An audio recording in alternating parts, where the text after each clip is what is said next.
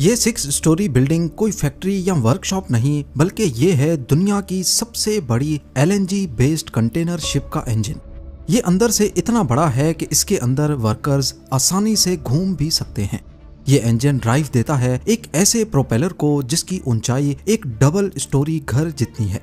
और जाहिर है जब ये रहा ही कंटेनर शिप का इंजन तो इसमें फ्यूल भी बहुत ज्यादा पड़ता होगा, पर आखिर कितना? 1-2 लाख लीटर्स तो ये सिर्फ स्टार्टिंग में ही पी जाता है। हैरत अंगेज तौर पे इसके फ्यूल टैंक के अंदर 6 ओलंपिक साइज के स्विमिंग पूल्स फिट आ सकते हैं और इसमें फ्यूल डलता है 2 crore litre liquefied natural gas.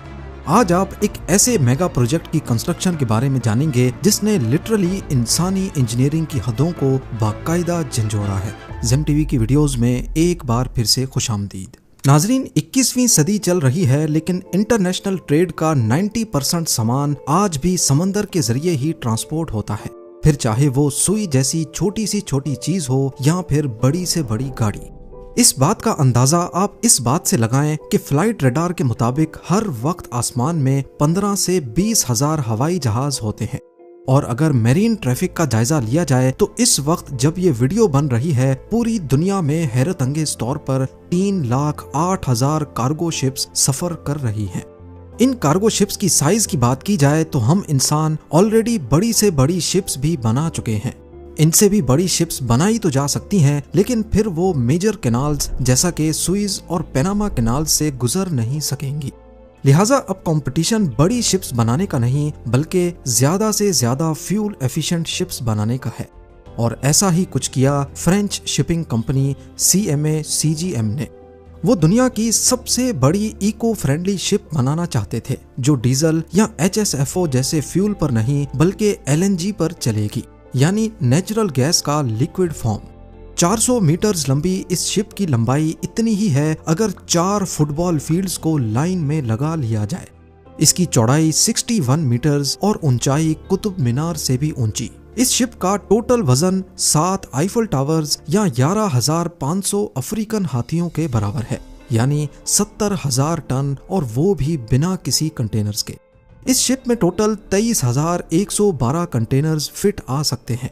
इनकी वुसअत का तस्वुर इस बात से लगा लें कि अगर इन कंटेनर्स को एक लाइन में रखा जाए तो ये 150 किलोमीटर की लंबी कतार बन जाएगी। लेकिन असल चैलेंज इस भारी भरकम शिप को सिर्फ बनाने का ही नहीं था, बल्कि CMA CGM को ऐसी 9 शिप्स बनानी थी, वो भी सिर्फ 2 सालों की कम मुद्दत में। इस काम के लिए हांगकांग के एक शिप यार्ड को चुना गया जो 4 किलोमीटर लंबा है और एक छोटे शहर का मंजर पेश करता है। यहाँ दुनिया भर से आए 6,000 वर्कर्स दिन रात काम करते हैं और हर किसी को अपना अलग अलग टास्क दिया जाता है। पर सवाल ये है कि जहाँ नॉर्मली 18 महीनों में एक शिप तैयार होती है, वहीं 2 सालों में 9 शिप्स कैसे बनाई जाएंगी? इसका सीधा साधा जवाब है कि शिप्स को टुकड़ों टुकड़ों में बनाया जाएगा, जिन्हें ब्लॉक्स कहते हैं। शिप की फाउंडेशन स्टील की शीट्स होती हैं ताकि इन पर जंग ना लग सके। एक शिप के लिए 12,660 स्टील शीट्स की जरूरत थी। इन शीट्स को एक खास लेजर बीम से काटा गया जिसकी गरमाइश 18,000 डिग्री सेल्सियस थी, यानी सूरज के सरफेस टेम्परेचर से 3 टाइम्स ज्यादा। ये लेजर बीम स्टील को ऐसे काटती है जैसे छुरी को मक्खन। एक शिप के लिए कुल 880 किलोमीटर लंबी स्टील की पट्टियां काटी गईं। फिर इन शीट्स को जोड़कर ब्लॉक बनाए गए।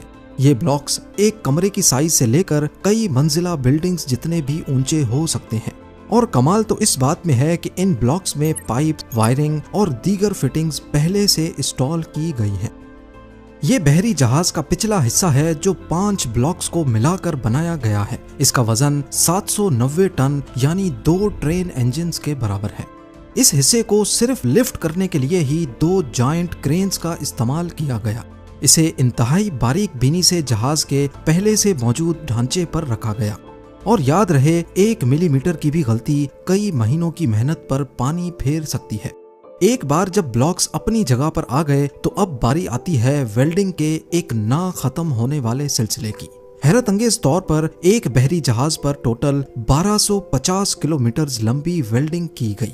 यानी इस वेल्डिंग को अगर एक लाइन में बिछाया जाए तो ये कराची से शुरू होकर लाहौर पर खत्म होगी। वेल्डिंग के बाद हर एक टांके को बारीक बीनी से चेक किया गया, क्योंकि समंदर की बेरहम लहरें जरा सी भी कमजोरी माफ नहीं करती। यहाँ तक तो सिर्फ हल और ब्लॉक्स बनाने की कहानी थी। असल कमाल इसके इंजन में है। ये जहाज ट्रेडिशनल ऑयल्स और डीजल फ्यूल पर नहीं चलेगा। ये LNG यानी लिक्विफाइड नेचुरल गैस पर चलने के लिए डिजाइन किया गया है। ये एक बहुत बड़ी माहौलियाती जीत है, क्योंकि LNG तेल के मुकाबले में 99% कम सल्फर डाइऑक्साइड, 91% कम एयर पॉल्यूशन और 20% कम कार्बन डाइऑक्साइड रिलीज करती है। ये समंदरी सफर को साफ सुथरा बनाने की तरफ एक बहुत बड़ा कदम है। लेकिन अगर CMA CGM को शिपिंग इंडस्ट्री में ये इनकलाब लाना है तो उन्हें कीमत भी भारी चुकानी पड़ेगी। यहाँ सबसे बड़ा मसला था LNG को लिक्विड फॉर्म में स्टोर करने का, यानी एक ऐसा फ्यूल टैंक जिसमें LNG -161 डिग्री सेल्सियस तक ठंडी ही रहे। अगर ये गर्म हुई या फ्यूल टैंक की इंसुलेशन अच्छी नहीं हुई तो LNG गैस बनकर फैल जाएगी और फिर खेल खत्म। इस बहरी जहाज को एशिया से यूरोप तक का लंबा सफर बगैर रिफ्यूलिंग के तय करना है। इसके लिए जरूरी है कि इसमें LNG फ्यूल टैंक भी बहुत बड़ा बनाया जाए, पर आखिर कितना बड़ा? हैरानकुन तौर पे ये तारीख का सबसे बड़ा LNG फ्यूल टैंक है, जिसका वॉल्यूम 18,000 क्यूबिक मीटर्स है। ये अंदर से इतना बड़ा है कि इसमें 6 ओलंपिक स्विमिंग पूल्स भी फिट आ सकते हैं। कुल मिलाकर इसमें करीब 2 करोड़ लीटर्स LNG भरी जा सकती है। लेकिन असल चैलेंज शिप के अंदर इतना बड़ा फ्यूल टैंक बनाना नहीं, बल्कि इस फ्यूल टैंक को गर्मी से बचाना है। ये ऐसे ही है जैसे शिप के अंदर 6 स्विमिंग पूल्स जितना बड़ा एक जायंट थर्मोस बनाया जाए। कंपनी को ये फ्यूल टैंक बनाने में करीब 9 महीने लगे। टैंक की दीवारों पर इंसुलेटिंग मटेरियल्स की कई लेयर्स चढ़ाई गईं, जो टैंक को बाहर की गर्मी से बचाती हैं। इसके बाद आता है सबसे अहम मरहला, लीक टेस्टिंग। क्योंकि इस टैंक का एयर टाइट होना बहुत जरूरी है, इसके लिए वर्कर्स ने एक सिंपल तरीका इस्तेमाल किया। जॉइंट्स पर साबुन का पानी लगाया गया और फिर एक ग्लास कंटेनर रखकर कंप्रेसर की मदद से उसके अंदर की सारी हवा को निकाल दिया गया। अगर जोड़ वीक होगा तो वैक्यूम की वजह से बाहर की हवा उसमें से पास होगी और बबल्स बनते दिख जाएंगे। इस तरह जो जॉइंट्स लीक थे उनको आइडेंटिफाई करके दोबारा रिपेयर किया गया। लीक टेस्ट के बाद इसके ऊपर इंसुलेशन की आखिरी लेयर चढ़ाई गई। ये महज 1.2 मिलीमीटर पतली स्टील की एक खास मेम्ब्रेन होती है।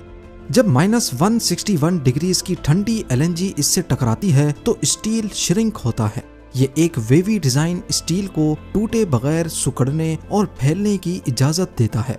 और आपको ये बात जानकर हैरत होगी कि ये टेक्नोलॉजी स्पेस स्टेशन में भी इस्तेमाल होती है। आखिरकार 8 महीनों की मेहनत के बाद ये टेक्नोलॉजी का शाहकार, दुनिया का सबसे बड़ा थर्मोस तैयार हो गया। अब आते हैं इसके इंजन की तरफ। ये आज तक बनाया गया दुनिया का सबसे बड़ा नेचुरल गैस से चलने वाला इंजन है। ये 20 मीटर ऊंचा यानी 6 स्टोरी बिल्डिंग्स जितना बड़ा है। 2000 टन से भी ज्यादा वजनी ये इंजन 85,000 हॉर्स पावर प्रोड्यूस करता है। ये इतना बड़ा है कि मेंटेनेंस स्टाफ इसके अंदर घूम भी सकता है। इस इंजन को शिप यार्ड तक लाना भी अपने आप में एक बड़ा चैलेंज था। इसे 6 अलग अलग टुकड़ों में शिप यार्ड तक ट्रांसपोर्ट किया गया। इसका सबसे अहम हिस्सा इसकी ये क्रैंक शाफ्ट है, यानी वो शाफ्ट जो इंजन की पावर को प्रोपेलर तक पहुंचाती है। इस अकेली क्रैंक शाफ्ट का वजन ही 220 टन है, जिसको ट्रांसपोर्ट करने के लिए 140 पहियों वाले एक खास रिमोट कंट्रोल्ड प्लेटफॉर्म का इस्तेमाल किया गया और फिर मिलीमीटर की एक्यूरेसी से इसे इंस्टॉल किया गया। इस इंजन में 1 मीटर डायामीटर के 12 पिस्टन्स मौजूद हैं और ये क्रैंक शाफ्ट इन पिस्टन्स के साथ अटैच की गई। ये इंजन शिप की बैक साइड पे लगे प्रोपेलर को चलाएगा।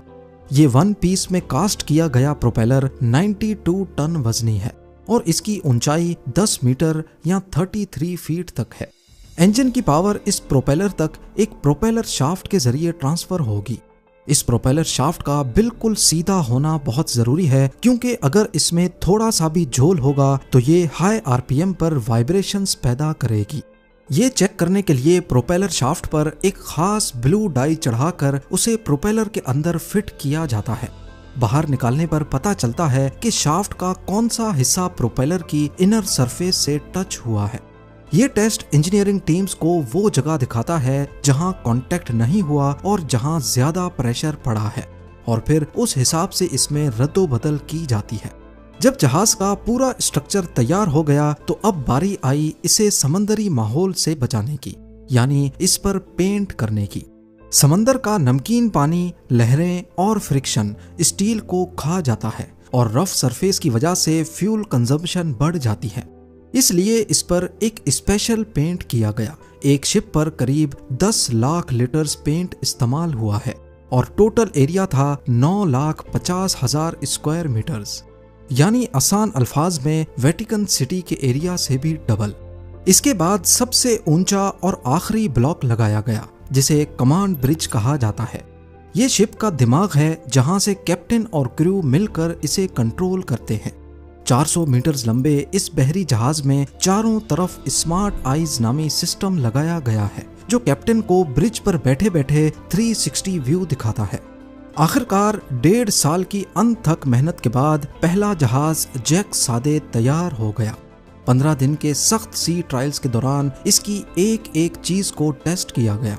इंजन का स्पीड टेस्ट किया गया, इमरजेंसी ब्रेक टेस्ट की गई और नेविगेशन सिस्टम्स को भी टेस्ट किया गया।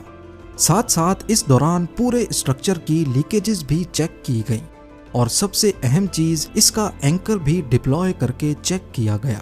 इस जायंट बीस्ट का एंकर तो एंकर, उसकी जंजीर का सिर्फ एक लिंक ही 300 केजी वजनी है और पूरी जंजीर का वजन 60 अफ्रीकन हाथियों जितना भारी।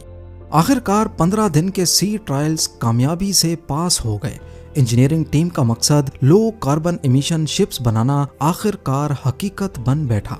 शिपयार्ड ने वक्त के खिलाफ दौड़ जीत ली। एक के बाद एक ऐसी 9 कंटेनर शिप्स रिकॉर्ड मुद्दत में तैयार कर दी गई। ये कहानी स्टील के इस पहाड़ को बनाने की नहीं, बल्कि ये हजारों वर्कर्स की जहानत और दिन रात मेहनत की कहानी है। ये बहरी जहाज अब दुनिया के समंदरों पर राज करने को तैयार हैं, और वो भी पहले से कहीं ज्यादा साफ सुथरे अंदाज में। ये मेगा शिप्स इस बात का सबूत हैं कि अगर इंसान कुछ करने की ठान ले तो वो स्टील के पहाड़ों को भी बेरहम समंदरों में भी हरकत दे सकता है।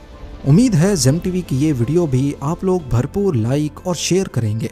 आप लोगों के प्यार भरे कमेंट्स का बेहद शुक्रिया। मिलते हैं अगली शानदार वीडियो में।